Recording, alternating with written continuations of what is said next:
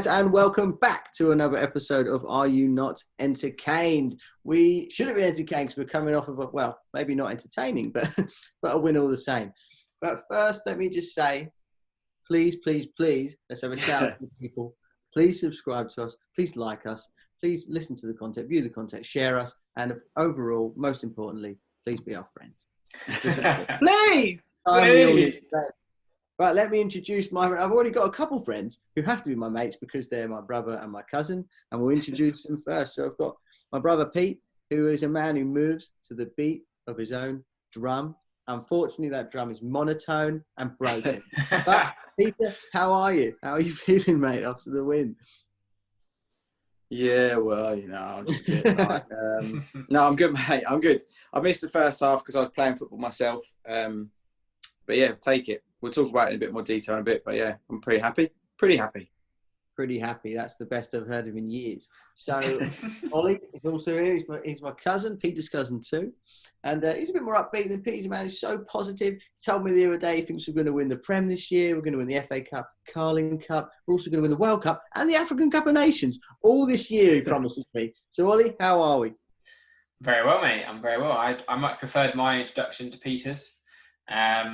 I like that you just put in there that as I'm your cousin, I'll also be his cousin as well. Just to clarify that for anyone who wasn't sure. But yeah, as we said, we've got a great chance to win the World Cup. Maybe not the World Cup actually. We might struggle with the World Cup, but the others, mate, we're going to win. No problems at all. No problem. African Cup of Nations in the bag. In the bag, mate. You know it. Trophy cabinet empty today, full up tomorrow with international comps. It's a cert. It is a cert. So the first thing we're going to talk about today was obviously we watched the Burnley game last night. Some of us more than others. Peter, take it more seriously. And yeah, it was.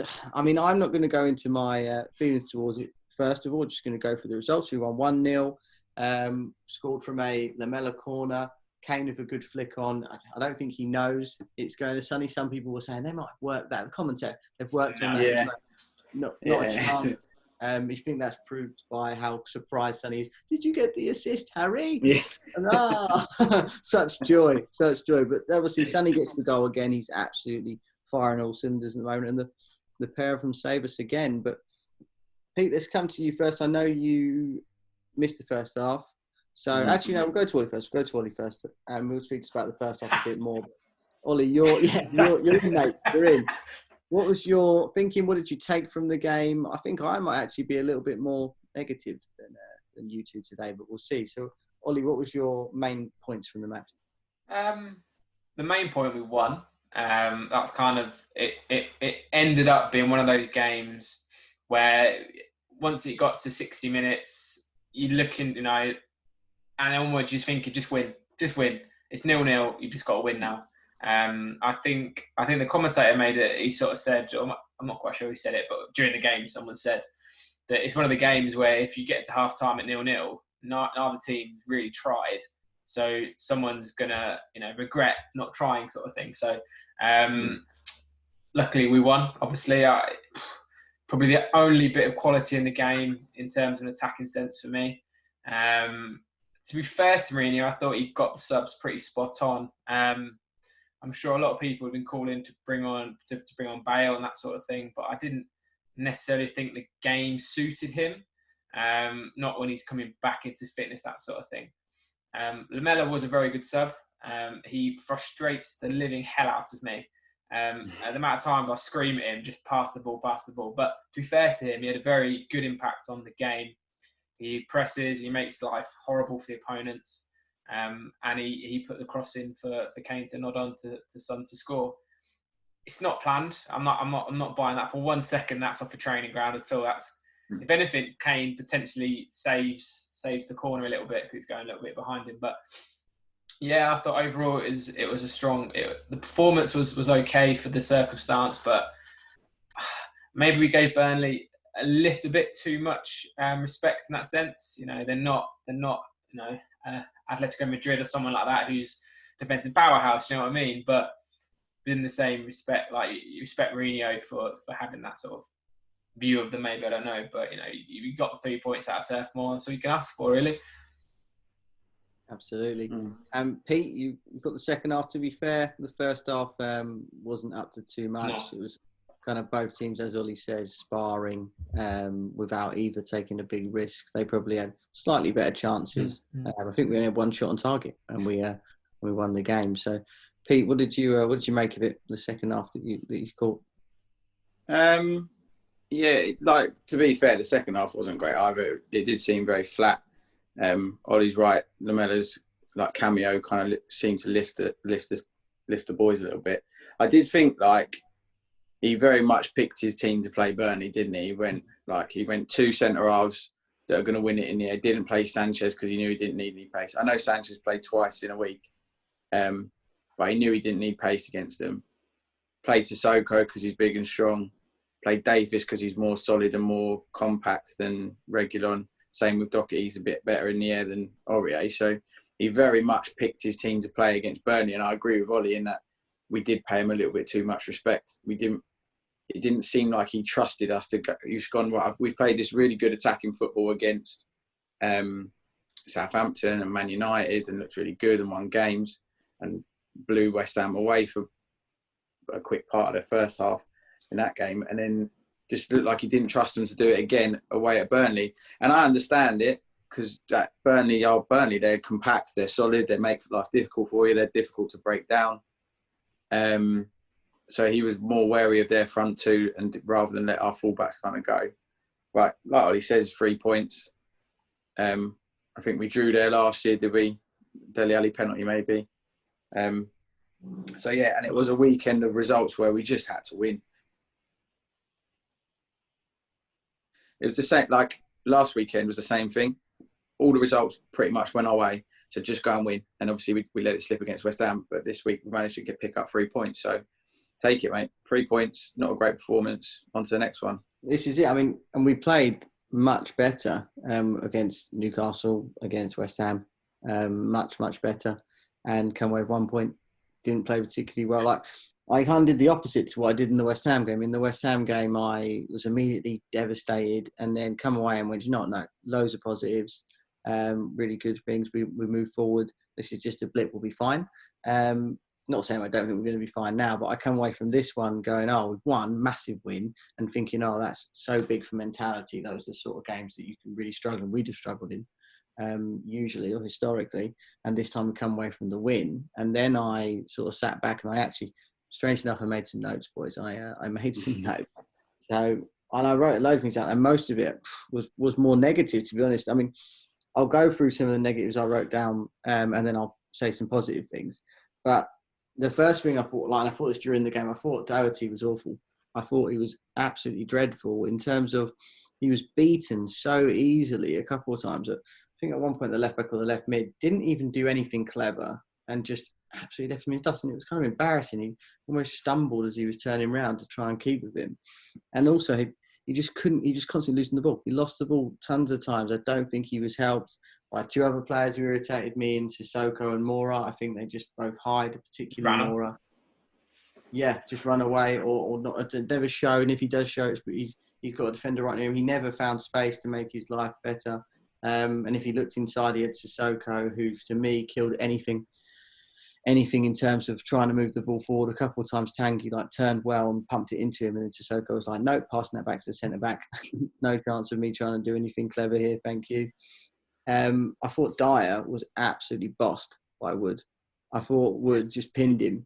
Every time he wanted to win the ball in the air, he won the ball in the air, just put his arm out, muscle him, bring it down, bring other players into play. I thought it was so easy for him. And Dyer's actually lucky because he tries to flick it over his head. In my opinion, it's not a handball. It just hits his arm. And if in another day, that ends up being a goal for them. I thought Højbjerg was okay, but I thought he was negated because they just kept going long. And the more he got on the ball, he used it fine, but a few times he lost either sloppy one in front of our area. He also tried to play a through ball that just isn't his game, and we were actually building something. So I still think he played well, but I don't think it was his best game. But I think it was because he didn't need to do the things that we love to see him do, because Burnley were just clipping it long. Davis, I thought, what was the point of, they had a plan. Mourinho seemed to set up a plan where Højbjerg was going to go and pick up the ball at left back so Davis could be super high. well, why play Davis then? Because he's not able to use the ball in the attacking areas, so he wasn't utilised for that. If you're playing him to be more defensive and to win headers, I get it. But if you're playing him to be an outlet, I don't, because he was wasted opportunities and actually started to get ignored by the other players because they didn't feel like it was possible. So I found a lot of the play really frustrating, and I got what Mourinho was trying to do, but I thought it became quite apparent that it wasn't really working, and actually we just got a bit lucky because we scored from a corner. When really, how often is that going to happen? Few positives though. Before I ask you boys, you counter me on all those. I thought Lloris was fantastic. A couple of times he come out and just claim corners right at the end, and I just thought that is exactly what you need. And his concentration and focus was superb. Alderweireld I thought was intelligent throughout, and then Kane and Son saving us as ever. Oh, and sorry, the biggest positive I thought was Tanguy. Considering like a year ago he was hauled off at half time was when he played Burnley or whenever we played them last season, and I thought this in this particular game he was awesome, and he was the only player who looked like he could make something happen, and I actually think they should give him a lot more. Like they need to just trust him, because there was a bunch of times when he's calling for it, asking it for it to his feet, and players like Sissoko and Højbjerg to an extent a little bit nervous to play it to him because he's got a player near him, but I'll just trust him. If he's asking for it, I think give it to him because he's so good at rolling around a player, and then we're off and we're able to play. But yeah, I was a bit negative. I'm sorry, boys, but maybe you can tell me what you think. There's a lot of stuff there, but Jerry, yeah, is your drum broken? Hey, he smashed his own drum, didn't he? I broke the drum and I can barely move. Right, I'll jump in first. Yeah, Davis, I think started because he's very clearly decided you're not playing 3 games in a row. Sanchez didn't play. Reguilon didn't play. So anyone that played the last 2 games didn't play again, or didn't play 90 minutes. Like Sonny obviously come on for a little bit of a cameo in Europa League, but he didn't play back-to-back 90-minute games. So I think that's one reason why he's obviously played Davis. And I understand you want Reguilon to play, but he's come in late, and potentially fitness might not be completely there yet. I mean, I'm kind of playing devil's advocate. Højbjerg, I completely disagree with. From what I saw in the second half, I thought he was fantastic. I understand that, yes, Burnley played it long, but I think he picked up second ball really, really well. So if Woods is going to try and knock it down and he's there picking up there, is fine by me. And I also think the times that it was on the deck and they did try and play, he just kept winning it. He is quickly becoming one of my favourites, Højbjerg. I think he's fantastic. And granted, I think some of the things you're talking about may well have been the first half and I missed it, but I thought he was really, really good. On the Lloris thing, he came out and caught the first corner, and the person I was watching it with, I went, thing with Lloris is, that will now be in his head, and he will have decided to come for the next one no matter what happens, and he'll flap at it. And he come and took the second one, and I was like, all right, fair enough. But yeah, I think, like, be negative all we want. Like, you champions, I'm not saying we're going to win the league, but your best teams grind out results, and we ground out a 1-0 win. So whether you think his tactics would have worked or not, and we got lucky or not, we got the win, and we go on to the next one. I think, for me, it's a flip. I'm positive because we don't normally do that. We don't grind out those sorts of wins. So that's character, that's backbone for me. Yeah, I'll take it. Oles? Yeah, I mean, the only point I would maybe sort of, I think Højbjerg was good. More so, a better good than your good, Jez. You were a low good. He was I would put him quite a high good. I just think he just knits the team together, and he does a lot of the stuff that you don't want, that players don't want to do, basically, I think, and he's very important in that role. I think you're quite harsh on Dyer. I think Woods does that to most centre-halves. He pins them and he gets the ball down, but I think Dyer made his life quite difficult for me. And you're right with that flick. That was absolutely a terrible. Yeah, that's stupid. He got away with it, obviously. But yeah, he's lucky there. But I thought apart from that, he was pretty good. I think he definitely won his fair share in the air. And Alderweireld as well. I mean, if either one of them was faster, they'd be like the perfect pairing. But they're both quite slow. And like you say, we didn't need pace, so we didn't need Sanchez. Yeah, so I'd agree with the other points about Doherty and stuff. I thought he struggled again, but I think it wasn't helped by the other players sort of running away from him, and that makes it difficult. But I think you got to give credit to Burnley as well. They make you play how they want to play, And like Pete says, most time we don't do that very well and we lose or we struggle. Or I remember the game. I think was it the Leicester season where we went there and Pochettino had a massive argument with Mike Dean, or maybe the year after that, the Chelsea season, and we fell apart from that game. I think Winks broke his leg, didn't he, that or something like that. But we just fell apart from that game onwards.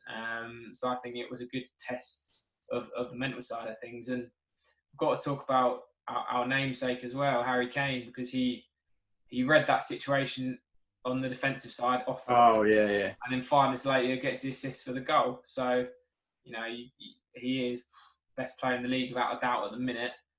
Arguably, I think, again, it was either Neville or Carragher. I saw someone say that he could possibly go down as our greatest ever player. And if he carries on like he is, and there's a huge argument for that. I think I saw that if he carries on producing at his current rate, he'll end up with like 25 goals and 50 assists or something like that for the end of the season. So obscene, but obviously he won't.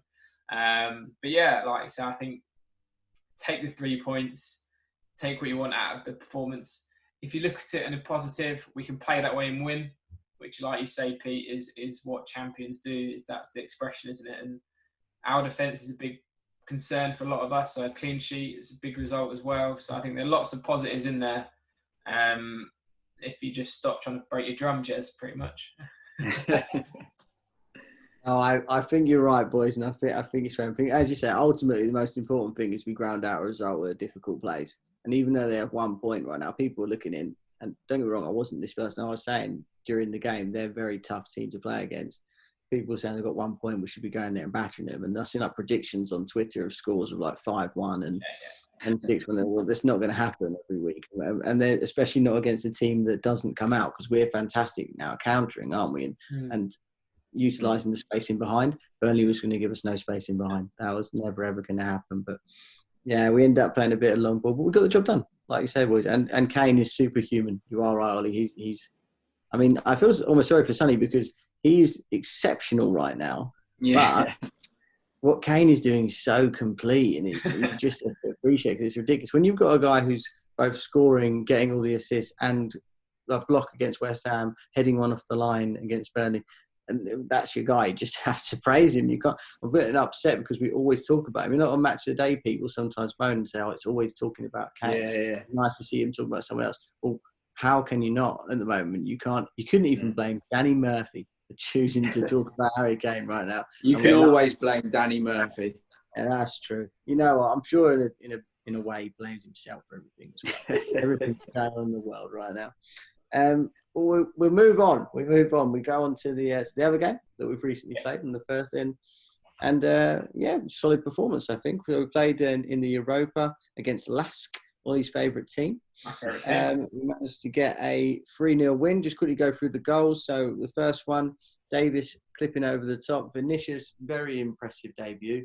Run onto it, lovely touch.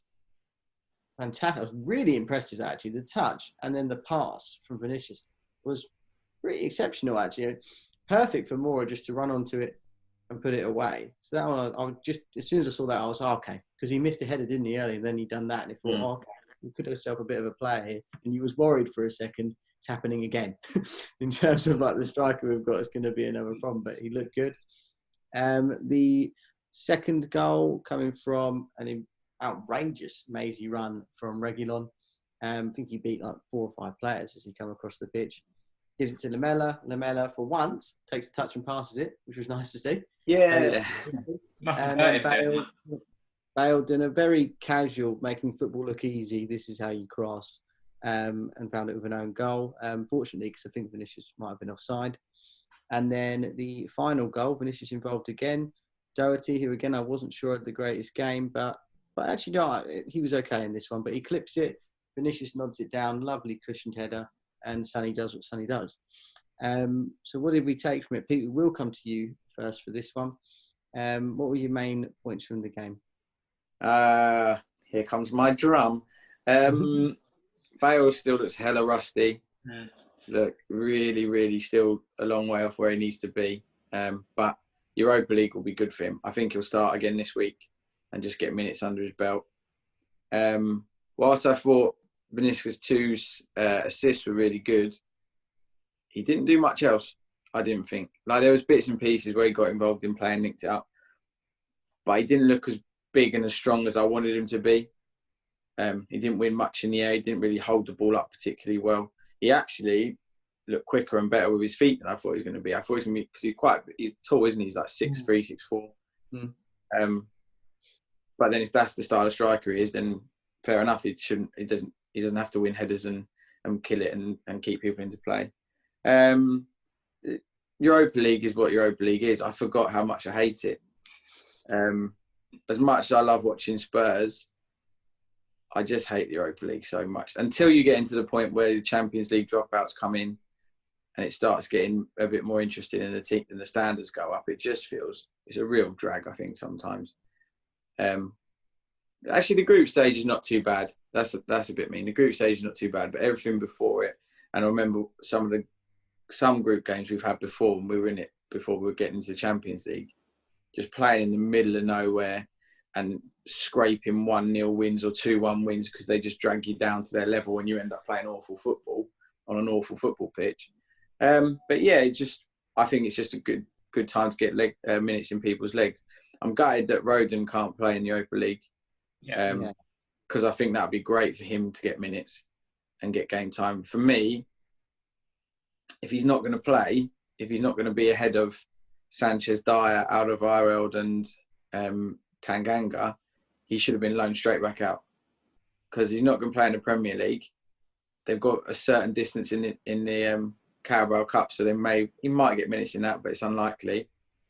Depends who we get in the FA Cup.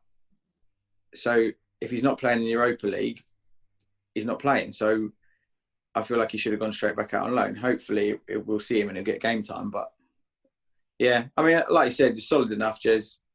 It's nice to watch Spurs play.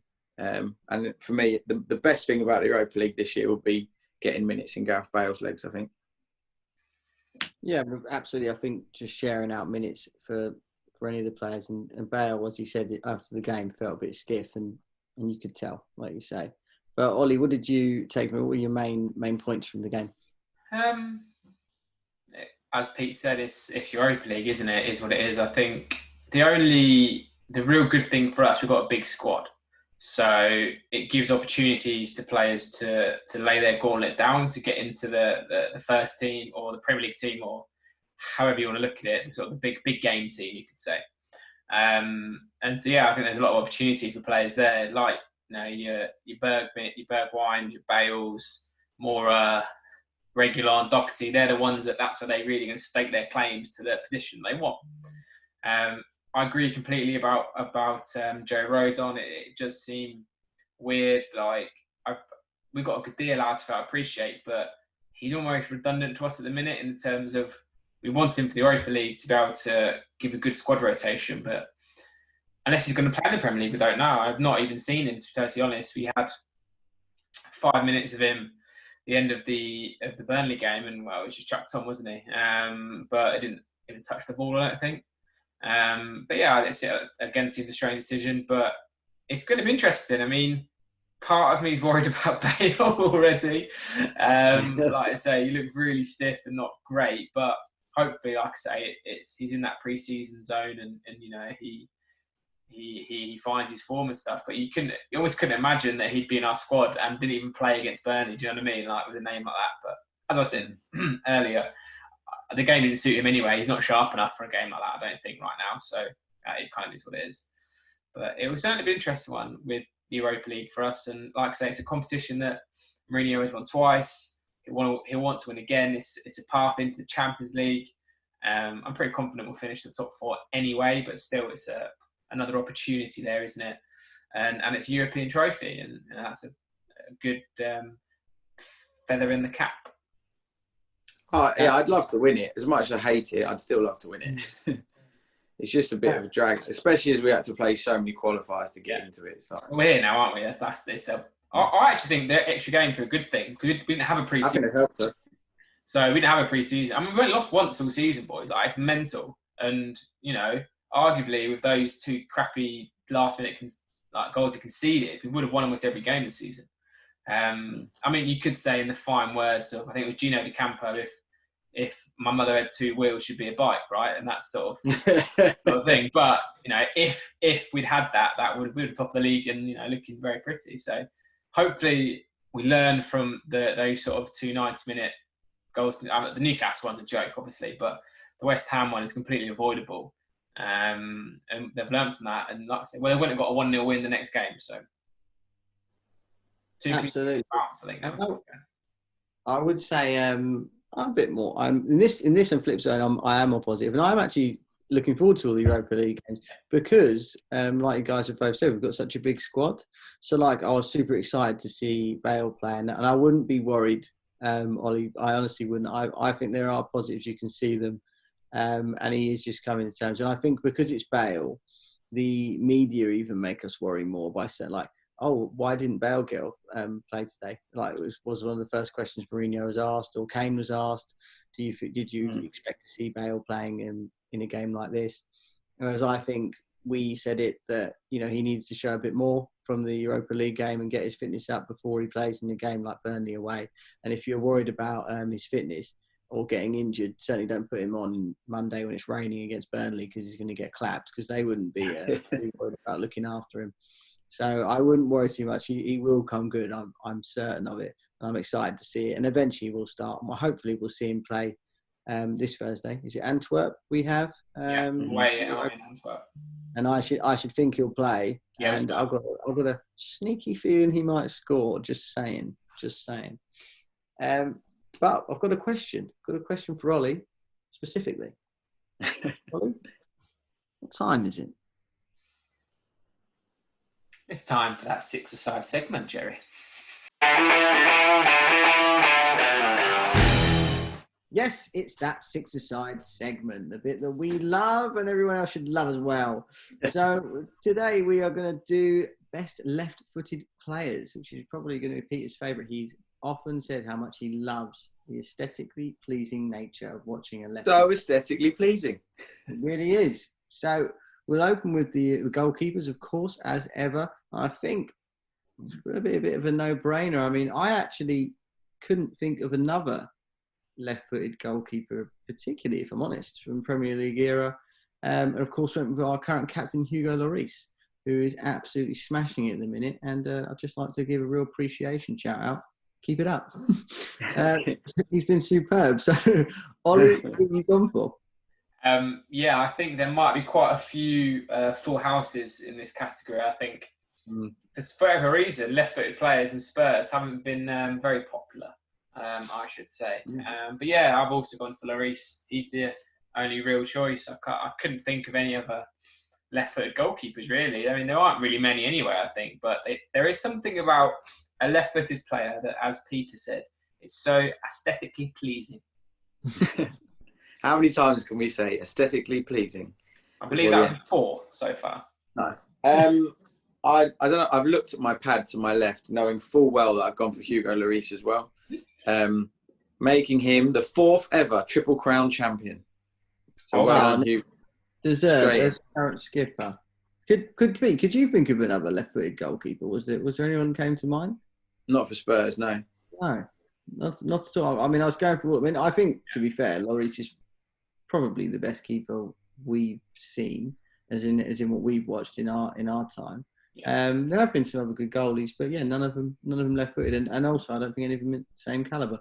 So Lloris was an easy pick. With 2 defenders, I went for Jan Vertonghen. Again, for me, I honestly put him with such high regard. I even put him maybe just below Ledley King. Obviously, King can't be in this because he's not left-footed.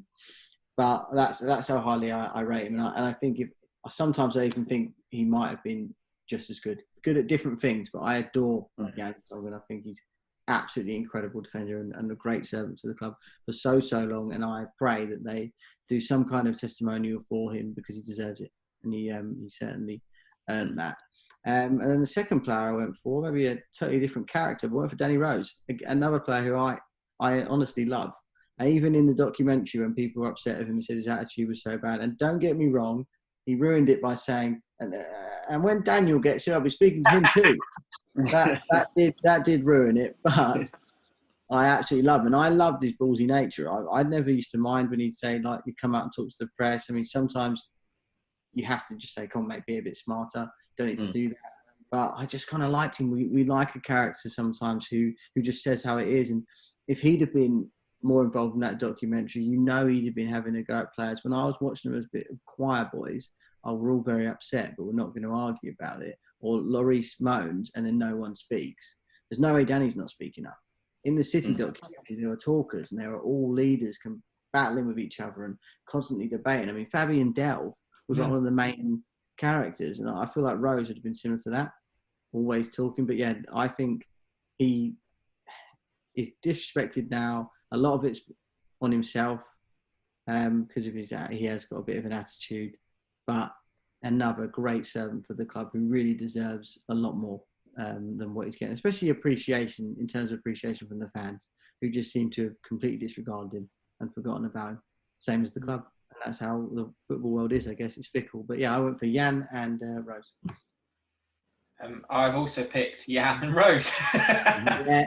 But for very similar reasons. I think Vertonghen, like you say, is superb, servant for our club. And if we had Jan Vertonghen 5 years ago coming in now, like, what a team we would have now. I feel he was just a couple of years too early for us, because what a player he was and still is. It's just a shame that he left. I think, had he been with us for 9 years? Was it? I think it was quite a decent amount of time with Spurs. What a player! What an absolute baller. I mean, you just love him, and he's got the best celebration of any footballer arguably I've ever seen. And much like with Danny Rose, echoing your thoughts, Jez, it's a shame how it ended, because he burst onto the scene with that volley against Arsenal that was just insane.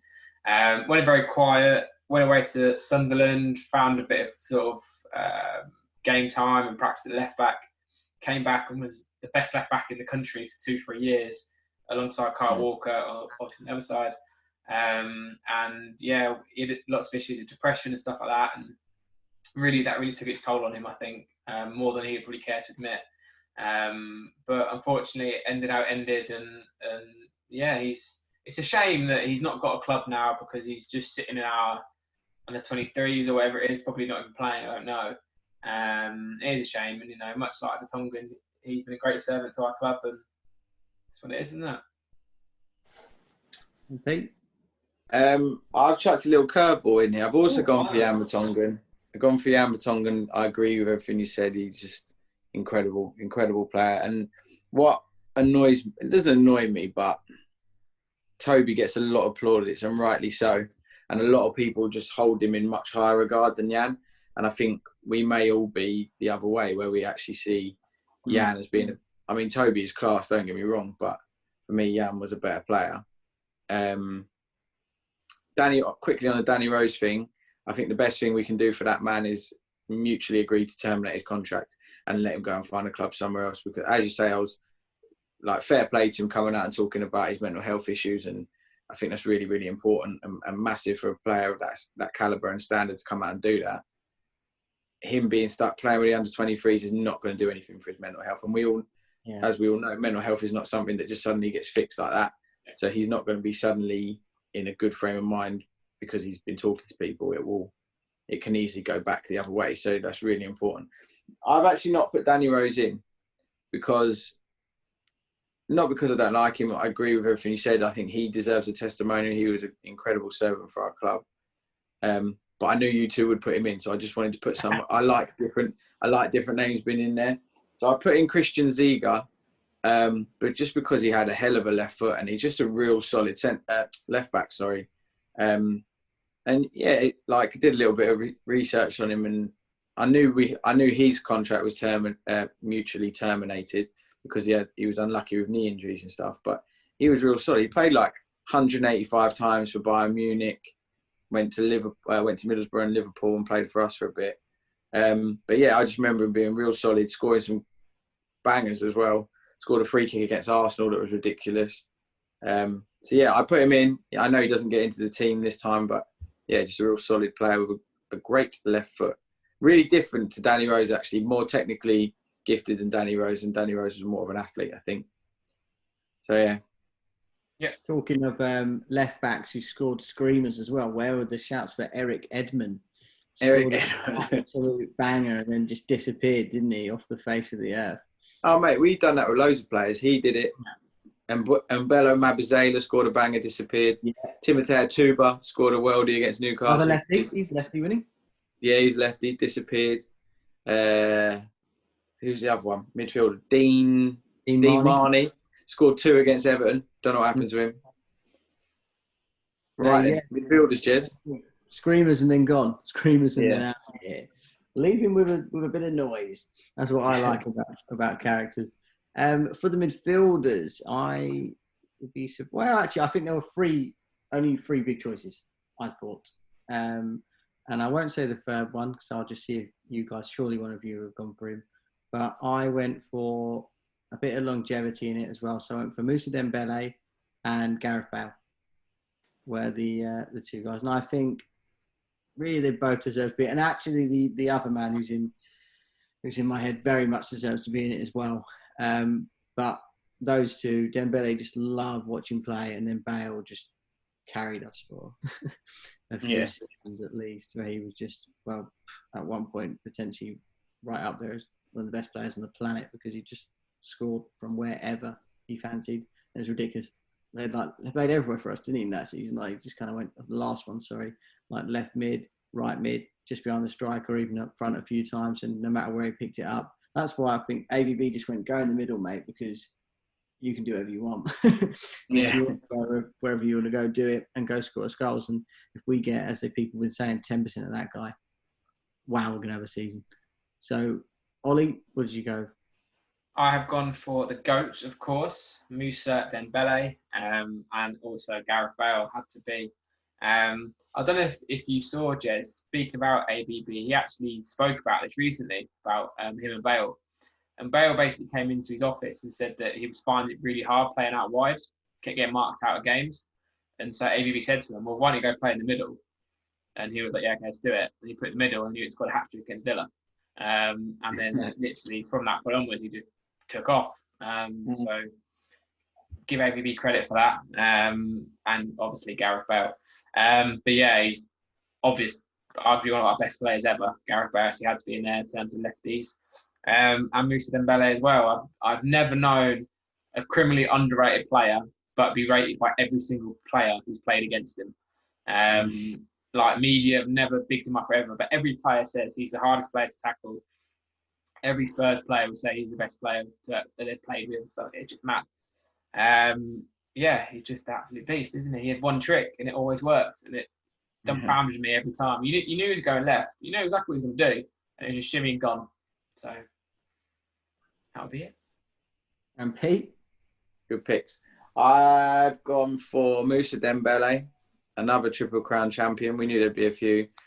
Yeah, can't praise him enough. Just one of my favourite players ever to watch. Like you say, I was just ghost past people. Yeah. So strong. I think he will admit himself he didn't score enough goals for a player of his ability. I know he was starting from a lot deeper. But I think he should have scored more, set up more for them. He should have been for us as highly rated as Yaya Toure was for City, in my opinion. In that sort of that mould, in that he should have carried us through games and taken them by the scruff of the neck and stuff. And then my second choice, I've gone for arguably my favourite Spurs player ever, in Rafa van der Vaart. I imagine he was the one that was in your head, Jez, that needed to go in.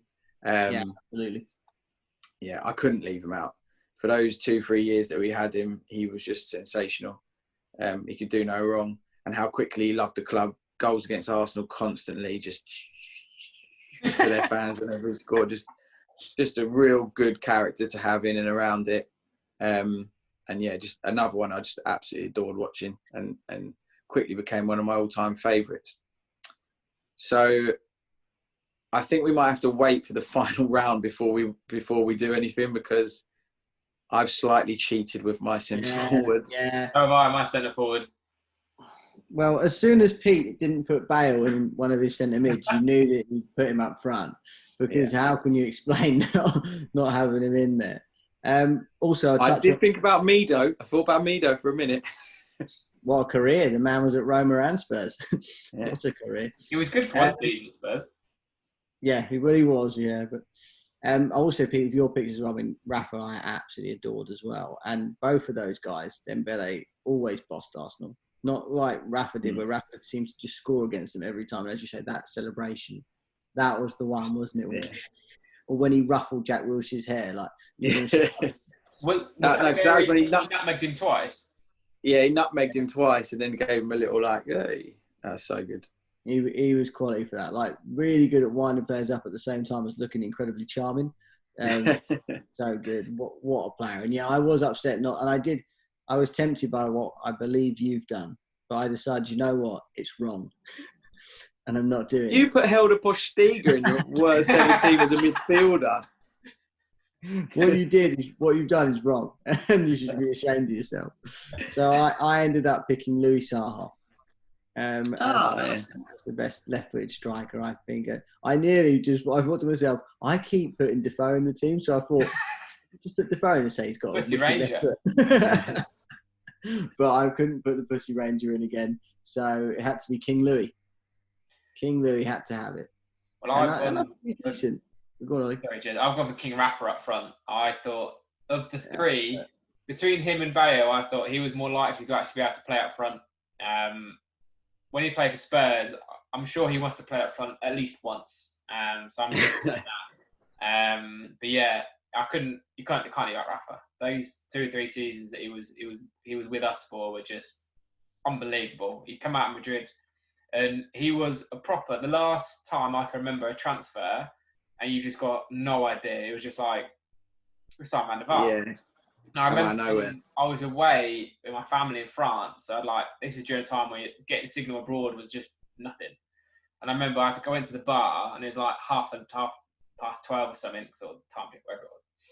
Looked at my phone, I was like, we signed me, nothing's going to happen. And it was like, holy shit, we signed Rafa Van der Vaart, like absolutely out of nowhere. And it was like, what's going on there? And yeah, what a player he was for us. And the Arsenal goals, the Champions League goals, the Inter Milan game, where he just what a player, what a player. And what a striker. Before you go, Pete, before you leave, have you heard Redknapp talk about when Levy gave him the call about Van der Vaart? Harry Redknapp says that he literally got a call from Levy, and Levy said, like, got a present for you. And he went, what? Yeah, I've seen that, yeah. What do you mean? I've got you Rafa Van der Vaart. Do you want him? I said, of course I bloody do. Do you think I am? And he's asked the price, and he was like, what? He was like, how he's done that, I'll never know. But yeah, I like that from Levy. Got a little, like, what a cockney sort of, got a little present for him. What do you want? But yeah, I think that's cheeky from you, Ollie. But okay, go on, Pete. I think it's less cheeky than Peter's. I disagree. I think yours is much cheekier than me. I've gone Gareth Bale up top, and I think that's arguably more likely to happen. And I actually think it's going to have to be how we set up, because we have to get those 3 in, don't we? Dembele, Rafa, and Bale all have to be in there. They can't not. What I would say, Pete, is in 11-a-side, I'd agree with you. The way I was thinking was Bale is definitely more suited to being a striker, and much more likely than Rafa Van der Vaart. But in 6-a-side, possible that you would prefer to have a player like Rafa Van der Vaart kind of holding up the play more so than a player to run in behind, because it's not really going to be in space in behind. It's a little 6-a-side. Right. So we have to think about, if we're really trying to organise a 6-a-side team, maybe we do go with Ollie. Or of course there is King Louis. Of course. King Louis not in. Yeah, fine. I'm happy for it to be on that argument, on 6-a-side tactics, Rafa up top, Bale and Dembele in the middle of the park. Well, arguably, it had to be Bale, because Jerry and I both picked Bale for a midfielder. No, do it. Yeah, well, fine. Sorry. Yes, correct. No. All right, let's hear it then. Let's hear the best lefties 6-a-side team. Yes, the Are You Not Entertained best lefty team that would dominate many 6-a-side leagues, might I add. The absolute captain, Hugo Lloris in goal. A back two of Vertonghen and Danny Rose. a midfield two. It could just be a one. It could just be Dembele in there, really, to be fair. Yeah. With Gareth Bale next to him. And then the star striker of Rafael van der Vaart up front. Good team. Great team.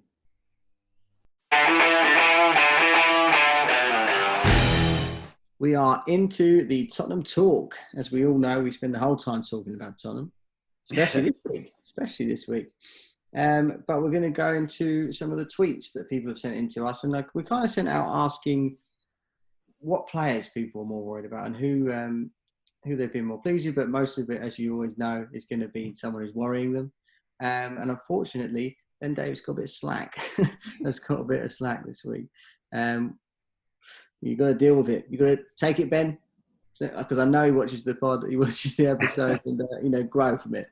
But we've got a tweet from @Yazzie Wells, who says, after yesterday's performance, is Davis good enough to play at Tottenham? And that is talking about the Burnley game. Ollie, I'll come to you first. Is Davis good enough to play at Tottenham, to even play? I think he's good enough to play. I wouldn't suggest he's good enough to start every game and be our first choice left back. I think he's definitely a good player. He's a reliable player. He's a consistent player. And I think he's someone that you could sort of trust in that sense. But I think whether he's good enough to start is a different question slightly. So I suppose I've answered the question with another question. But yeah, he's good enough to play for Tottenham in general. But to be our starting left back, I'd probably suggest he's not. I think he lacks that bit of pace and potentially that cutting edge at the top end of the field in an attacking sense. But he certainly showed his versatility playing centre half in the Europa League game, and I thought he played quite well. He's got that in the locker. Like the left centre back of the back three would really suit him. So it'll be interesting in terms of how he progresses in the squad. But to directly answer the question, yes, he's good enough to play for Tottenham. And Peter, you don't really need to go into as much depth because the next tweet is, again, attacking poor Ben Davis from @Windsor_Declan. And he says, Davis definitely winding me up. And then puts laughing faces, just awful ball retention and not consistent enough for me. Would you question his consistency as a problem? Or what would be the things that you put? Because I don't think any of us necessarily think he should start. But what would you say to that one? Back to Declan. I agree with him. I think he's consistently average. So I disagree that he's not consistent. He is very consistent in that he's consistently average for us. I agree that his ball retention is poor. And I also find him very clumsy. Especially when he's running back. He just runs into people. Every time he chases back, you just know he's going to do something stupid and clump someone. He's got a penalty giveaway in his locker, 100%. I find him really difficult to watch. Because, and I think he's not helped by the fact that he was an understudy to Danny Rose, who was a flying machine. And now he looks like he's going to be an understudy to Reguilon. I genuinely think, and I might be misguided here, but I genuinely think I've become more frustrated with him since we signed Reguilon. So before we signed him, he had to be first choice left back, and I probably watched him and went, okay, he's been solid enough. He's a 6, 7 out of 10 every week. Since Reguilon's been there, I just don't want to see him play. I don't want him in my team because I want my flying machine back on the left. So I think this, I don't know, is the flack he gets a little bit harsh? Not really, because he is what he is. He is Ben Davis. He is not quick. He's not great on the ball. He can't deliver a cross, but he is defensively solid enough that he has his place in the squad. Like Ollie said, his versatility is going to help him. So, yeah, I understand why people get wound up by him, but I also think he is what he is. I remember Gary Neville doing a bit about Man United players going, like, I don't think, like, Roy Keane was slating them for not playing well enough or not playing better, and he was going, I don't think they can play better. That's their level of ability, and I think that is his level of ability. He's not going to play any better than that, so get used to it. No, I agree with that. I think, consistency is not my worry. I trust him to do exactly the same thing every single time he plays. Yeah. And ball retention is purely if he goes into the final third, he just doesn't have it. He doesn't have it. He either needs to play a really safe pass or it's not going to happen. He just doesn't have it. And that's the sad thing. I guess with Reguilon coming in, like you say, but he's so good.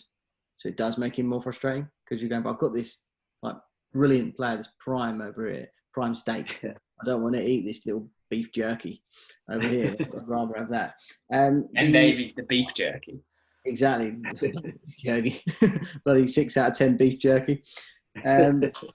The next one we've got is from Moaning Spurs, which is at the Pro Lounge.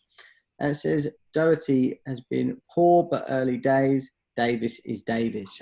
And I think that sums up the Davis segment perfectly. Yeah. I like that a lot. I'll go first because I've been, getting a little bit more worried about Doherty, actually, because I was super excited for him to come in. Thought he was a perfect replacement. Didn't really want to see Aurier playing. Found Aurier terrifying to watch. Aurier seemingly stepped up. I'm still concerned with him, with fouls that he gives away that cause problems. But he's been much better and looks so much better on the ball than Matt Doherty has, which is concerning. I think every time I've watched him, actually, I've kind of thought, you're not really doing it for me. He's not really attacking that well. I mean, in terms of, I don't see him as much of a threat. He was a massive goal threat for Wolves. He doesn't seem to be putting in the best crosses.